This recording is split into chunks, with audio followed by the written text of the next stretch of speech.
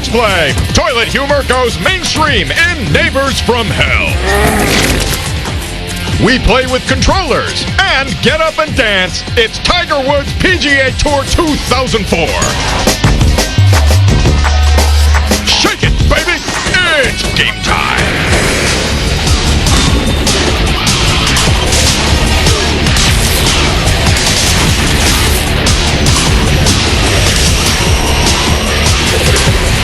Please welcome two people who have been tagged and released into the wild. Adam Sessler and Morgan Webb. All Marlon Perkins. It's all him. Welcome to X-Play. We have an exciting show for you today. Why, you ask? You ask why? And I have a reason. We have a preview of Rainbow Six 3 for the Xbox. Yay! Yay! We also have the hotly anticipated 2004 installment of the Tiger Woods PGA game. This is perhaps the best golf sim out there. Plus, there's a strategy game where you get to play as God or Satan. Good, tough choices there. And due to the flood of email we've gotten about it, we're showing a little something, a tiny little something that we picked up at the Tokyo Game Show. We're going to show that just one more time. As some of you know what we're talking about.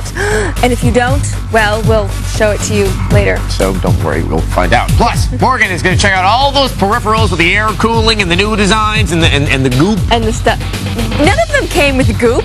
Okay, but first, a game that you must be a complete jerk to win. Here's our review of the appropriately titled Neighbors from Hell.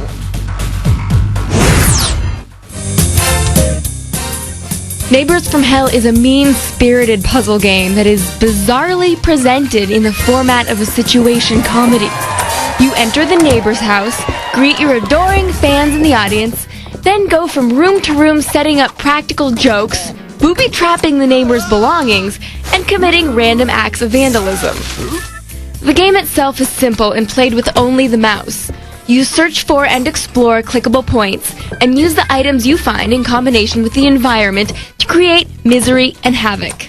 Here, I'm taking an egg from the fridge and stick it in the microwave to create a terrible mess. Not that I'm giving you any ideas for practical jokes, though I have to admit I may have gotten a couple.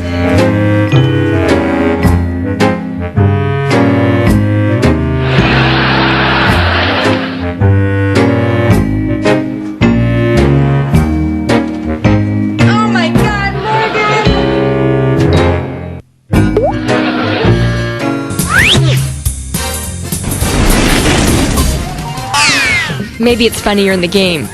You need to set these tricks up while your neighbor is not in the room. If he catches you, he'll, not surprisingly, beat the living crap out of you.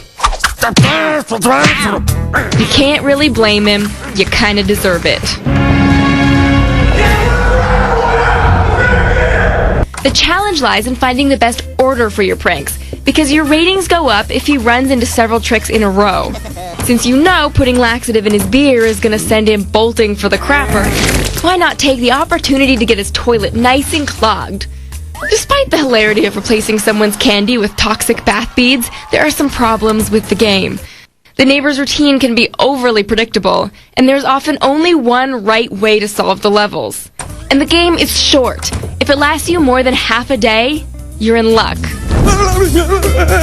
Since you're under pressure to constantly lay the next trick and get out of the room, you'll rarely have a chance to see the satisfying results of your labors. Isn't this the whole point of the game? You can set the camera to scroll to the action each time your neighbor falls into a trap, but when you're timing your actions to the second, there's often no time to revel in his misery. Neighbors from Hell definitely has some challenging puzzle-solving action.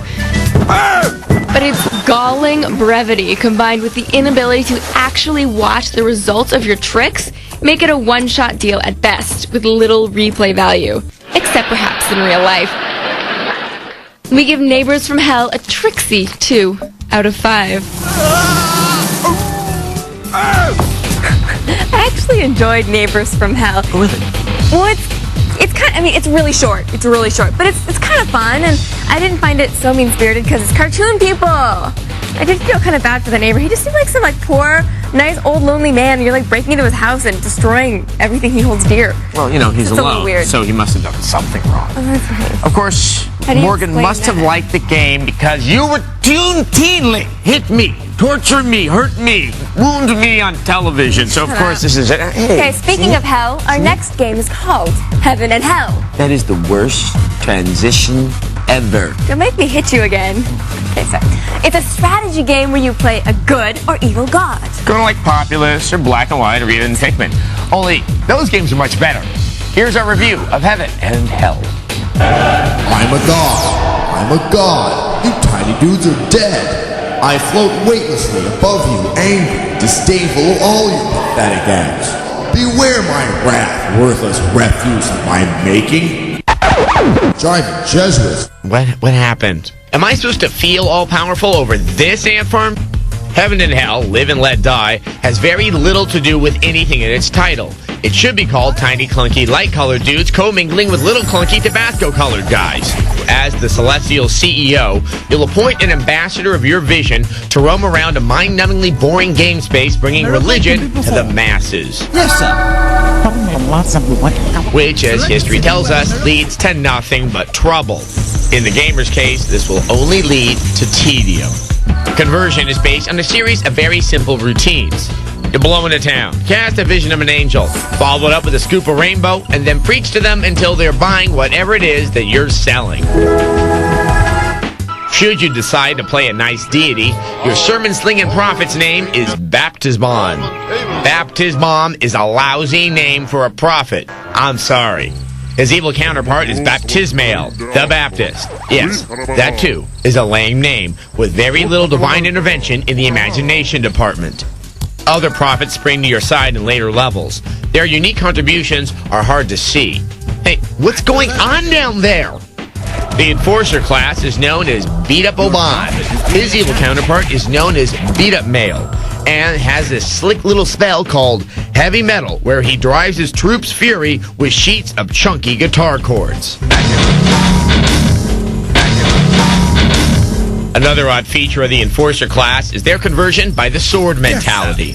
Basically, the soldiers enter a town and just start randomly whooping the Jesus out of unsuspecting townfolk until they see the righteousness of your words. Why would the good guys do this? So, you're probably thinking, there must be some cool fighting elements in this game, and why wouldn't you? It's supposed to be an epic struggle between good and evil. Forget about it. This is about as Armageddon as it gets, folks. Evil seems to really have the dark, groovy encampment you'll want to visit at Burning Man next year. Cool evil sounds, dancing fire demon, leg of locust, you get the picture. The good side just seems like something out of a kid's picture book in the dentist's office. This game will feel like a long sermon delivered through a Stephen Hawking voice box. Good in theory, but the ride's just too damn long. We give it a 2 out of 5. Okay, so it's mostly hell. Oh, yeah. Yeah, save your money, strategy fans. If you want a decent game with sort of the god concept going on, try Black and White. And if you're a console who wants to play a strategy game with an easy interface, try Pikmin. You get to order all those cute little aliens around those plants. They're like, ooh. Oh, you're a cool little alien, aren't you? You're just like Mork. Nanu, nanu. Coming up, golfers shake their groove bang. In Tiger Woods 2004.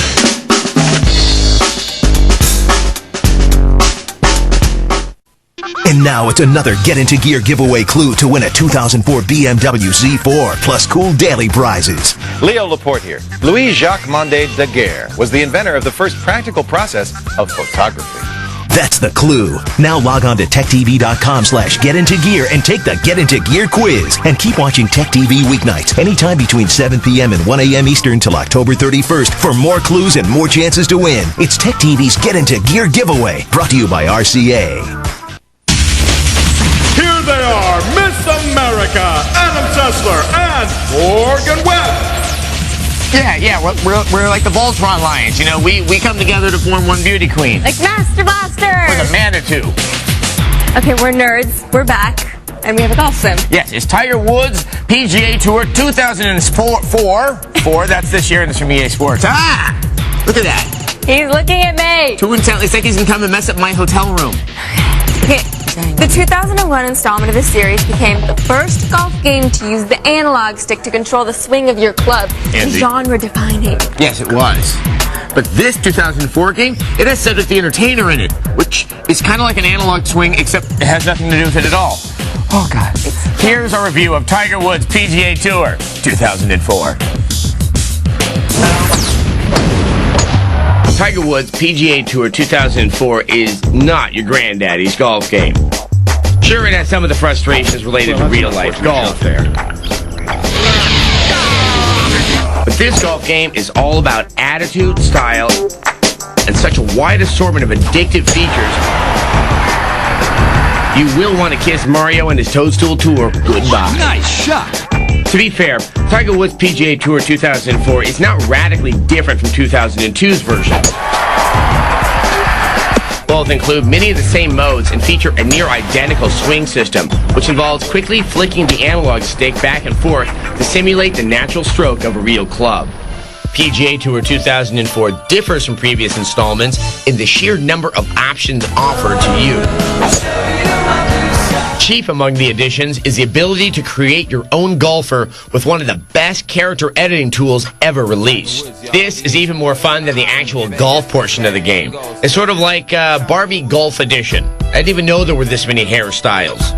Shall we go with the loose ponytail? Oh yes, that's the look of a pro golfer. We can also adjust the distance between the eyes, the shape of the brows, the size of noses, jaw length, and even the gap between the teeth.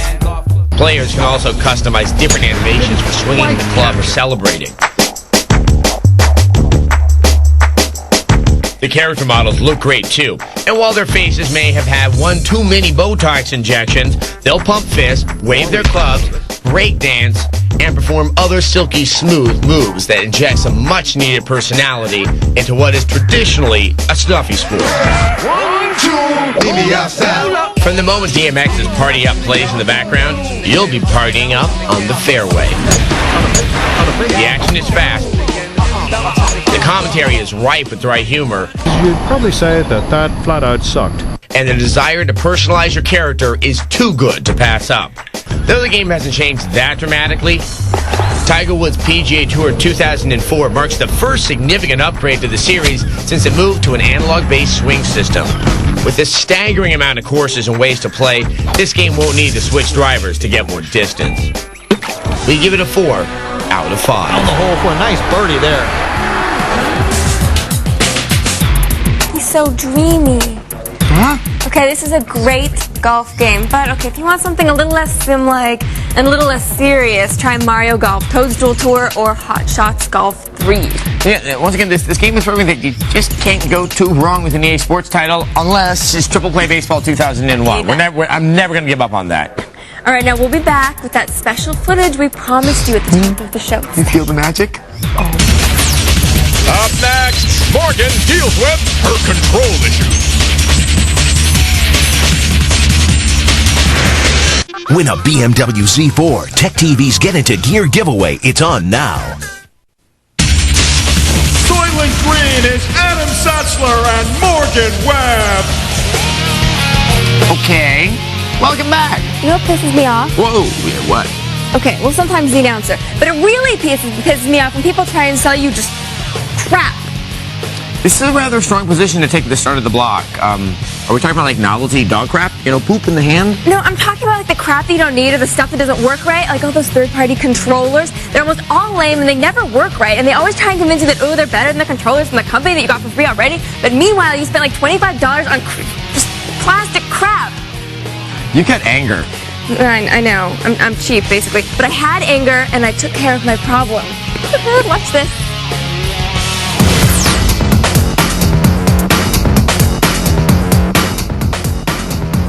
When you buy a console, you get controllers for free. So why do other companies try and sell you their controllers? Take the Nostromo by Belkin. It's supposed to be more comfortable than other controllers. But really, what the hell is going on here?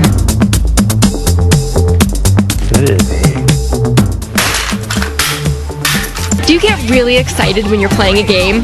Yeah, can't sit still, can you? Another reason to get a third-party controller is to cut the cord and go wireless. This is the Predator wireless controller for the PS2. The R and L buttons are in a weird position, and it's big for a PlayStation controller. And no one ever takes connection loss as the reason you're getting your ass beat at Soul Calibur. Dude, you suck! It's the controller. Are you sure? Are you sure it's not that you just suck? I said no mercy! Can we shoot this? Yes, we can.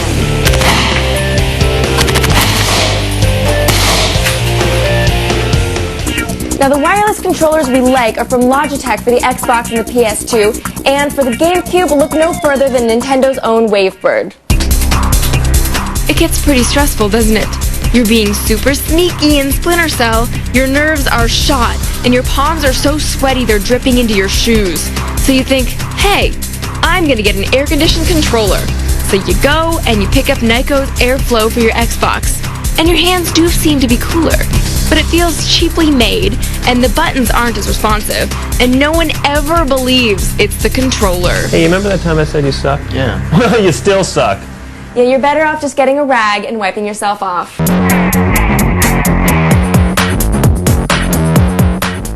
We did, however, notice that the holes in the airflow make it easier to stuff with explosives.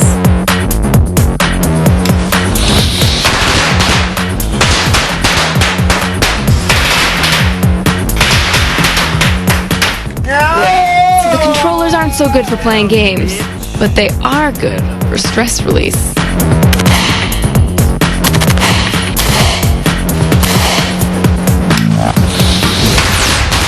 I feel better. Yeah, I need to just stress again, it really was the controller that was behind my issues playing the game. You know, for once, I actually believe you. Oh, you know what we forgot to do? We forgot to tell the kids at home they haven't figured out that fireworks are dangerous. Okay, please don't do that at home. Just because we're stupid doesn't really mean that you have to be. Right, you don't have to be stupid. Okay, a couple of weeks ago, we gave you a sneak preview of something that we got to see at the Tokyo Game Show, and many of you got so excited that we showed it to you that you wet your pants. Don't send them to us, we believe you. You wet your pants. Yeah, so then the rest of you emailed us going, show it again, show it again, show it again. We want to wet our pants. Yeah, incontinence is fun. So here's a hint. It's an upcoming DVD sequel to a best-selling game. Okay, so show it again. We hear you. Here it is. It is very cool. One more time. Final Fantasy VII Advent Children. もう何も起こらないと思っていたのに。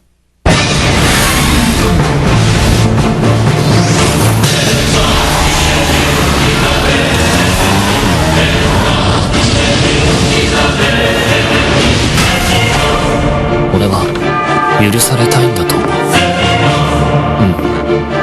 俺は許されたい。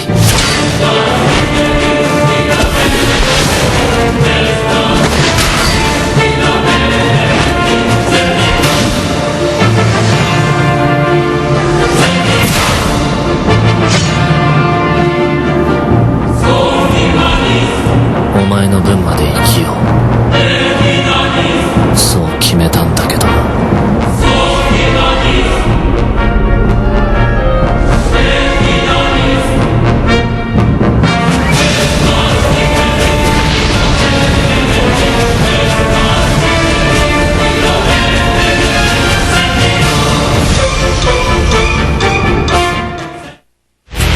It looks just as amazing the second time. It's really beautiful. Yeah. The world just got moister right now. It's really a beautiful, beautiful preview. Okay, everyone is wondering when this movie comes out, and of course when Kingdom Hearts 2 comes out. Advent Children comes out in Japan on DVD in summer 2004. No word yet on the U.S. release. And unfortunately, Square hasn't announced any release date for Kingdom Hearts 2 either. Now, our best guess is it's coming out in early 2005. But we will let you know as soon as, we hear something else. Like, maybe, or maybe we won't tell them if we hear them. We will. In a moment, hostile eliminated. Rainbow Six 3 shoots up your console. You could win a BMW Z4 and other cool prizes from Tech TV. To enter, watch Tech TV anytime Monday through Friday between 7 p.m. and 1 a.m. Eastern. Look for the Get Into Gear clues. Then log on to techtv.com/getintogear to take the quiz. Tech TV's Get Into Gear giveaway. It's on now. Brought to you by RCA. Sent back from the future to stop you from buying Daikatana, it's Adam Sessler and Morgan Webb. Yep, we're a little late then. Welcome back to X-Play. Here's our preview of Rainbow Six 3 for the Xbox. Missing explosives. Explosives ready. In a bit of a departure from its predecessors, Rainbow Six 3 for the Xbox features a shifted emphasis towards action. Instead of complicated waypoint plotting, you'll remain in the field as the lead of an elite unit and deliver simple commands without ever missing a beat of action. Roger. Open and clear. In the role of Ding Chavez, the commander of a sophisticated counter-terrorist team, you'll lead covert ops that span Europe, the United States, and even South America. The missions vary between noble rescue tasks and, of course, the strategic use of force to stop dirty evildoers. Ding. Plus, you may find yourself disarming their bombs. Let's see, red wire or red wire? Yes! Woo! Drinks are on me. Part of the beauty of the upcoming Rainbow Six 3 game, though, is your ability to delegate. Waiting for orders. Moving now. Securing hostage. Holding position and waiting for orders. Roger. Moving now. Roger. Open flash unclear. Got your 6, Ding. Still waiting for orders. Ding says don't be so needy.